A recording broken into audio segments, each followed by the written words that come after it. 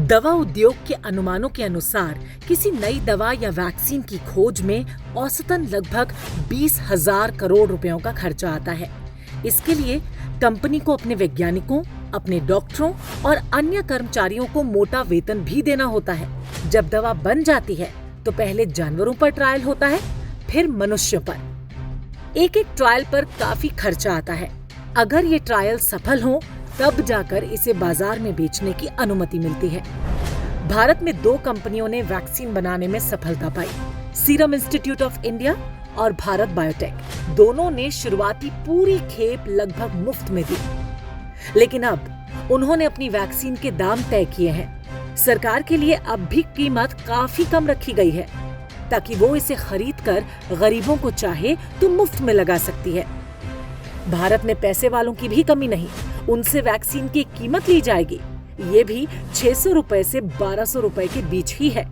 विदेशी वैक्सीनों की कीमत 3,000 से 4,000 रुपए प्रति डोज है।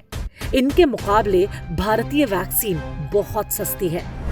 लेकिन राहुल गांधी और उनके जैसे कुछ नेता तो ये कह रहे हैं कि वैक्सीन बनाने वाली दोनों भारतीय दवा कंपनियां तो लूट रही हैं। उनका कहना है कि महामारी के समय में ये कंपनियां जनता से अपना फायदा कमा रही हैं।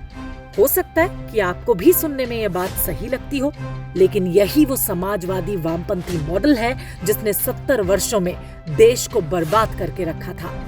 कोविशील्ड बनाने वाली सीरम इंस्टीट्यूट ऑफ इंडिया को वैक्सीन का आधा लाभ एस्ट्राजेनेका नाम की कंपनी के साथ बांटना है, क्योंकि उसके पास ही वैक्सीन का पेटेंट है।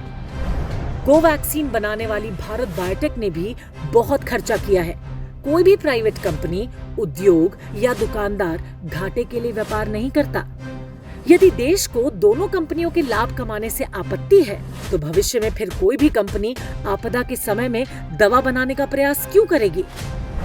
कांग्रेस और उसके इकोसिस्टम को समस्या इस बात से है कि कोई भारतीय कंपनी फायदा लेने की कोशिश कैसे कर रही है। उन्हें विदेशी दवा कंपनियों से कोई समस्या नहीं, जो 3 गुनी से 4 गुनी कीमत पर वैक्सीन लगाकर भारत में बेचने को तैयार खड़े हैं। कांग्रेस और वामपंथियों के लिए हर भारतीय व्यापारी चोर है। जब भारत के उद्योग धंधे चौपट हो जाएंगे, तभी तो चीन की कंपनियां फले फूलेंगी।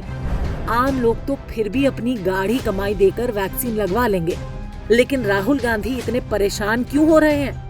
उनके जीजाजी जो गुलाबी पतलून पहनकर सड़कों पर निकलते हैं, उसकी कीमत इतनी है जितनी भारत में कई लोगों को साल भर की कमाई भी नहीं होती होगी। भारत की जनता अगर अपने पर आ गई तो जीजाजी की गुलाबी पतलून बेचकर वैक्सीन का दाम तो वसूल ही लेगी।